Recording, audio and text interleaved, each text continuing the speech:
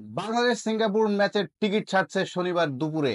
যে টিকিট নিয়ে এত আগ্রহ, টিকিট ছাড়া মাত্রই কিন্তু শেষ হয়ে যেতে পারে টিকিট। টিকিট কিনতে আপনি তৈরি তো? কিন্তু টিকিট কেনার আগে কি কি করতে হবে, কি কি লাগবে, কি কি লাগবে না, অনেক প্রশ্ন, জটিল প্রশ্ন। সহজ উত্তর একটু সহজভাবে চেষ্টা করছি বুঝিয়ে দিতে।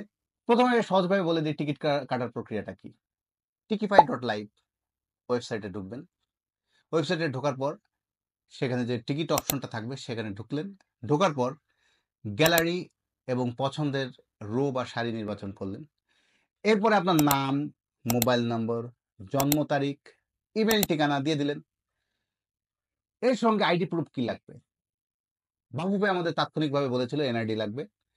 এনআইডি যদি প্রাপ্তবয়স্কদের ক্ষেত্রে হয় তাহলে বাচ্চাদের ক্ষেত্রে কি হবে, স্কুল কলেজ পড়ুয়াদের ক্ষেত্রে কি হবে? সেক্ষেত্রে বলা হচ্ছে তাদের বাবা মার এনআইডি দিতে হবে।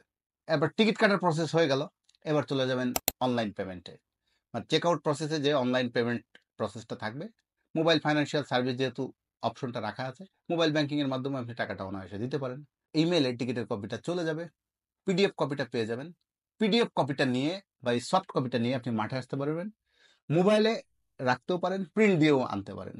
মূল কথা হচ্ছে কিউআর স্ক্যান কোডটা সেদিন তারা চেক করে দেখবে। প্রশ্ন হচ্ছে একজন দর্শক সর্বোচ্চ কয়টা টিকিট কাটতে পারবে?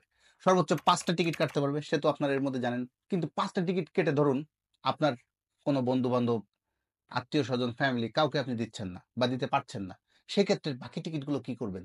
সেল করতে পারবেন? হ্যাঁ পারবেন।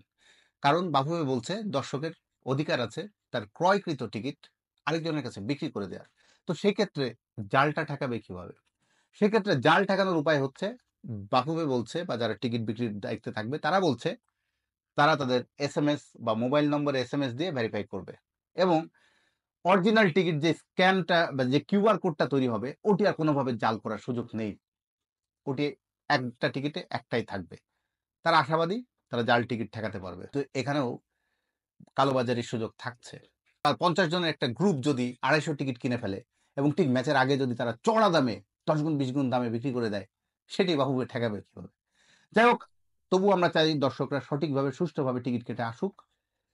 কোন গ্যালারির টিকিটের দাম কত এটি এর মধ্যে আপনারা জেনেছেন। অনেকে বলছে টিকিটের দামটা একটু বেশি বা চড়া হয়ে গেছে, তবু সাধারণ গ্যালারি 400 টাকা, এই টিকিটের চাপটাই বেশি থাকবে। আমার ধারণা টিকিট ছাড়া মাত্রই গ্যালারি, সাধারণ গ্যালারির টিকিটটাই সবার আগে চাপ পড়বে এবং দ্রুত শেষ হয়ে যাবে।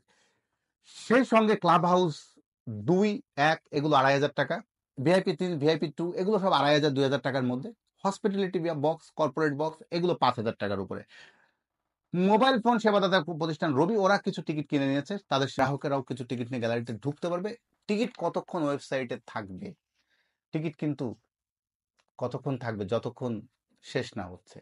তার মানে টিকিট যদি দ্রুত শেষ হয়ে যায়, কালকেও যদি শেষ হয়ে যায়, কালকে টিকিট শেষ, তাহলে আপনি ঢুকে পড়ুন দ্রুত টিকিটটা ছাড়া মাত্রই। আমার অনেকে প্রশ্ন করছেন ভাই ভুটানের ম্যাচের টিকিটের কি হবে?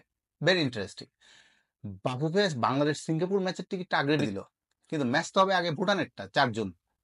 বাফুফে চাইলে ভুটানের ম্যাচ দিয়ে তারা পরীক্ষা নিরীক্ষা করতে পারত টিকিটের যাবতীয় বিষয়, কিন্তু তারা পরীক্ষা নিরীক্ষার আগে আসল টিকিট ছেড়ে দিল। দেখা যাক তারা এই চাপটা কিভাবে নেয় বা সবকিছু সুষ্ঠুভাবে ভালো হলেই ভালো। যারা একবারে অনলাইনে টিকিট কাটতে পারবেন না তাদের কি হবে? তাদের ক্ষেত্রে বাফুফে একটু অ্যানালগ সিস্টেম রেখেছে। 3টা বুথ থাকবে, 3টা বুথের লোকেশনে একটা শুধু বলেছে বাফুফের আশপাশের লোকেশন, বাকিগুলো এখনো বলেনি। আরেকটি বিষয়, ম্যাচ শুরু হবে সন্ধ্যা 7টায়, গেট ওপেন হবে খেলা শুরুর 2 ঘন্টা আগে। তো 2 ঘন্টা আগে যদি হাজার হাজার দর্শক ভিড় করেন স্টেডিয়ামে, লম্বা লাইন পড়ে গেল, মাঠে ঢুকতে দেখলেন যে খেলার 20-25 মিনিট শেষ।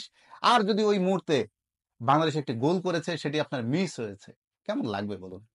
বাফুফে আশাবাদী তাদের লাইন যে লম্বাটা হবে সেটা ম্যানেজ করার জন্য তাদের যথেষ্ট ভলেন্টিয়ার থাকবে এবং তারা দ্রুতই স্ক্যানিং করে দর্শককে গ্যালারিতে ঢুকতে সহায়তা করবেন। সব মিলে প্রস্তুত হয়ে যান। শনিবার দুপুর 12টার সময় টিকিট ছাড়া মাত্রই ঝটপট ঢুকে চটপট টিকিটটা কেটে ফেলুন। প্রসেস তো বলেই দিলাম, খুব সহজ, খুব জটিল আশা করি হবে না।